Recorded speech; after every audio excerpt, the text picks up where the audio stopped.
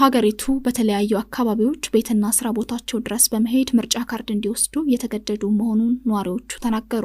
ሰባተኛው ጠቅላላ ሀገራዊ ምርጫ መቃረቡን ተከትሎ በሀገሪቱ በተለያዩ አካባቢዎች የምርጫ ካርድ እንዲወስዱ በመንግስት አካላት እየተጎተጎቱ መሆኑን ነዋሪዎቹ ተናግረዋል። በአማራ ክልል በምዕራብ ጎጃም ዞን ፍኖተ ሰላም፣ ቡሬ እንዲሁም ቁጭ ቀበሌ አንጻራዊ ሰላም መኖሩን ተከትሎ በከተማው ባለው የመንግስት አካላት በስራ ቦታ እንዲሁም በአካባቢው በመንቀሳቀስ ነዋሪዎችን በማስገደድ ጭምር የምርጫ ካርድ እንዲወስዱ እያደረጉ መሆኑን የከተማዋ ነዋሪዎች ለሐራምቤ አስረድተዋል።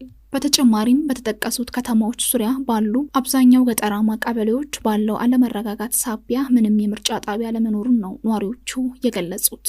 በተመሳሳይ በኦሮሚያ ክልል በምዕራብ አርሲ ዞን ሻሸመኔና ዶዶላ ከተማ በመንግስት አካላት የምርጫ ካርድ እንዲወስዱ በየሰፈሩ እንዲሁም ስራ ቦታ ድረስ በመሄድ በተደጋጋሚ እየተጎተጎቱ እንደሆነ ተናግረዋል። ቃሉን ለጣቢያችን የሰጠን ለደህንነቴ ስለምሰጋ ስሜ አይጠቀስ ያለን አንድ የሻሸመኔ ከተማ ኗሪ መምረጥ ባንፈልግም እንኳን ከጉትጎታው ለማረፍ እኔና ጓደኞቼ የምርጫ ካርድ ሂደን አውጥተናል ብሏል። ብሔራዊ ምርጫ ቦርድ በበኩሉ መጋቢት 24 ቀን 2018 ዓ.ም ባወጣው መግለጫ በማንኛውም አካላት በመራጮች ምዝገባ ሂደት ላይ የሚደረግ ጣልቃ ገብነትና ማስገደድ ህገወጥ መሆኑን በመግለጽ እንዲህ አይነት ተጽዕኖ ባላቸው የምርጫ ክልሎችና ጣቢያዎች ምርጫ እንዳይካሄድ እስከማገድ የሚደርስ እርምጃ እንደሚወሰድ ማስጠንቀቁ ይታወሳል።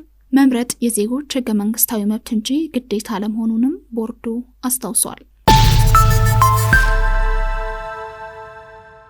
ኢትዮጵያ በሄግ ዓለም አቀፍ ፍርድ ቤት ወደ 60 ቢሊዮን የሚጠጋ ብር የካሳ ክስ አሸነፈች።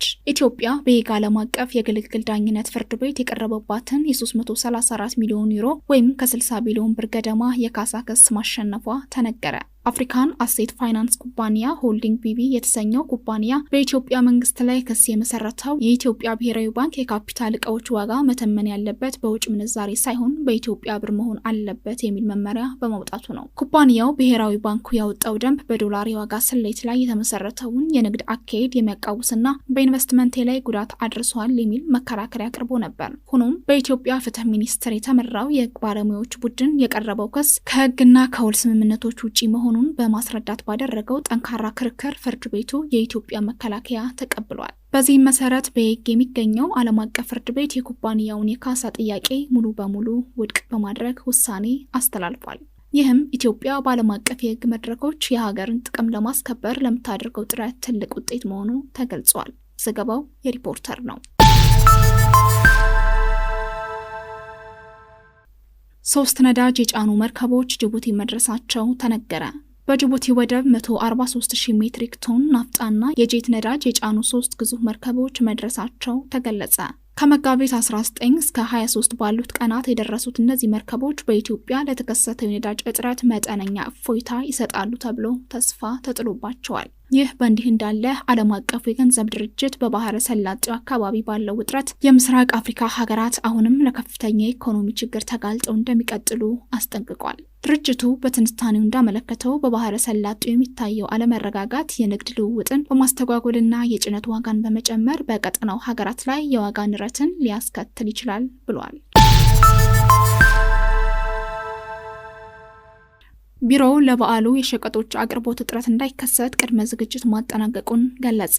ስጋ 650 ብር እንዲሸጥ ተወስኗል። የትንሳኤ በዓልን ምክንያት በማድረግ በከተማዋ የሸቀጦች አቅርቦት እጥረት እንዳይከሰት አስፈላጊው ቅድመ ዝግጅት መጠናቀቁንና 1 ኪሎ ስጋ 650 ብር እንዲሆን መወሰኑን የአዲስ አበባ ከተማ ንግድ ቢሮ አስታውቋል። የቢሮው ኃላፊ ወይዘሮ ሀቢባ ሲራጅ በሰጡት መግለጫ ከተማ አስተዳደሩ በዓሉን ተከትሎ ሊከሰት የሚችለውን የፍላጎት መጨመር ታሳቢ በማድረግ ካለፈው ወር ጀምሮ ከተለያዩ ክልሎችና ከሚመለከታቸው አካላት ጋር በመቀናጀት ምርት የማሰባሰብ ስራ ሲያከናውን መቆየቱን ገልጸዋል። ለዚህም በመንግስት በተዘጋጁ 6 ዋና ዋና የግብርና ምርት መሸጫ ማዕከላት በ246 የሰንበት ገበያዎችና በ2056 የህብረት ስራ ማህበራት ሱቆች በቂ ምርት እንዲገባ መደረጉን ተናግረዋል። በተለይም መሰረታዊ ሸቀጦችና እንደ ዘይት ያሉ የኢንዱስትሪ ምርቶችን ለተጠቃሚው ለማድረስ ሰፊ የገበያ ትስስር መፈጠሩን የገለጹት ኃላፊዋ የስጋ ምርትን በተመለከተም ህብረተሰቡ በተመጣጣኝ ዋጋ እንዲያገኝ በህብረት ስራ ማህበራት በኩል 1 ኪሎ ስጋ በ650 ብር እንዲቀርብ መወሰኑ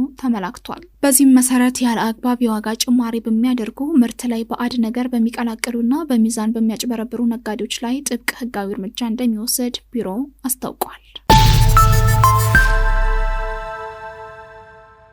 ሳውዲ አረቢያ በምስራቅ አፍሪካ አዳዲስ የባህር ላይ የመርከብ አገልግሎት መጀመሯን አስታወቀች። ሳውዲ አረቢያ የሶማሊላንዱን በርበራ ወደብ ጨምሮ ከ17 ቀጠናዊ ዓለም አቀፍ መዳረሻዎች ጋር የሚያገናኙ አዳዲስ የባህር ላይ የመርከብ አገልግሎት መጀመሯን ሆርን ዲፕሎማት ድረገጽ ዘግቧል። ከበርበራ በተጨማሪ የባህር ትራንስፖርት አገልግሎቱ ከጅቡቲ፣ ከአማድ፣ ቀሰር፣ ከባህሬኑ ከሊፋ፣ ሸዋይክና ሹአይባ፣ ከግብፁ ሶክና እንዲሁም ከቻይና ሲንጋፖር እና ህንድ ወደቦች ጋር እንደሚተሳሰር ዘገባው ጠቅሷል። የሳውዲ የወደቦች ባለስልጣን የባህር ትራንስፖርት አገልግሎቱን የጀመረው መንግስት በቪዥን 2030 መርሃ ግብሩ ሀገሪቱን ዓለም አቀፍ የሎጂስቲክ ማዕከል ለማድረግ የያዘውን እቅድ ለማሳካት ነው። የባህር ትራንስፖርቱ የካርጎ ጭነት ትራንስፖርት ለማሻሻል፣ የአቅርቦት ሰንሰለቶችን ጫና ለመቀነስና ለላኪዎችና አስመጪዎች የተሻለ አማራጭ እንዲያገኙ ያስችላል ተብሏል። የኤርትራ ብሔራዊ ቡድን ተጫዋቾች በአፍሪካ ዋንጫ ማጣሪያ ምድብ ድልድል ካለፉ በኋላ በደቡብ አፍሪካ ጠፉ። የኤርትራ ብሔራዊ ቡድን ለ2019 አፍሪካ ዋንጫ ማጣሪያ ታሪካዊ በሆነ ሁኔታ ለምድብ ድልድል ካለፈ በኋላ 7 ተጫዋቾች ወደ ሀገራቸው ለመመለስ ፈቃደኛ ሳይሆኑ በደቡብ አፍሪካ መቅረታቸውን ቢኤስኤን ስፖርት ዘግቧል። ይህ ክስተት የተሰማው ኤርትራ በድምር ውጤት ኤስዋቲኒን 4-1 በሆነ ውጤት በማሸነፍ ከ19 ዓመታት በኋላ ለመጀመሪያ ጊዜ ወደ አፍሪካ ዋንጫ ማጣሪያ የምድብ ድልድል መሸጋገሯን ካረጋገጠች ጥቂት ቆይታ በኋላ ነው። እንደ ዘገባው ከሆነ ለጨዋታው ወደ ደቡብ አፍሪካ ከተጓዙት 10 በሀገር ውስጥ የሚጫወቱ ተጫዋቾች መካከል ወደ ኤርትራ የተመለሱት 3ቱ ብቻ ናቸው። ወደ ሀገራቸው የተመለሱት ተጫዋቾች አብሌሎም ተክለዝጊ፣ ናሆም ታደሰና ሮሜል አብዱ ሲሆኑ ቀሪዎቹ 7 ተጫዋቾች በደቡብ አፍሪካ መቅረታቸው ነው የተነገረው። ይህ ድርጊት የኤርትራ ስፖርተኞች ለዓለም አቀፍ ውድድሮች ወደ ውጭ ሀገራት በሚጓዙበት ወቅት የግልና ፖለቲካዊ ምክንያቶችን በመጥቀስ በዚያው የመቅረት ልማዳቸው ላይ አዲስ ስጋትን ፈጥሯል። ኤርትራ ወደ ምድብ ድልድሉ ማለፏ ለሀገሪቱ የእግር ኳስ እድገት ትልቅ ስኬት ተደርጎ ሲወደስ የቆየ ቢሆንም የተጫዋቾቹ ድንገተኛ መሰወር ለቡድኑ ከፍተኛ እንቅፋት እንደሚሆን ተገልጿል።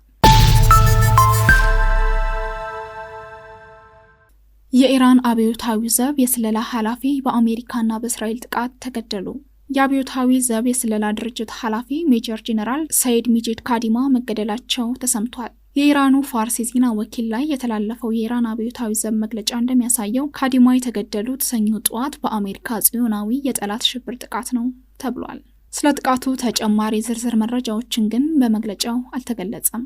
ባለፈው ዓመት ጁን 15 ቀን 2025 ለ12 ቀናት በዘለቀው የኢራን እስራኤል ጦርነት ወቅት በእስራኤል ጥቃት የተገደሉት የቀድሞ የስለላ መሪ መሐመድ ካዝሚን ተክተው ካድሚ ወደ ስልጣን መምጣታቸው ይታወሳል።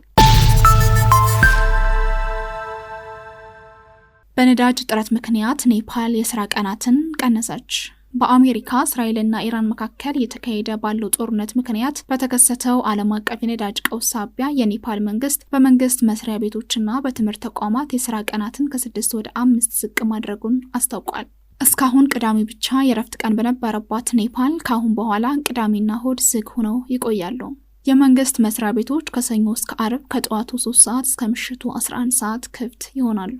የውሳኔ የተላለፈው የሀገሪቱን የነዳጅ ፍጆታ ለመቀነስ እና እያደገ የመጣውን የኃይል ቀውስ ለመቆጣጠር ታስቦ ነው።